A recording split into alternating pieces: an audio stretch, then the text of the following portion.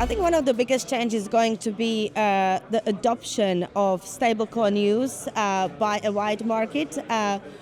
bringing it to the consumers, to the businesses, and just making it a second nature when it comes to payments and payment methods.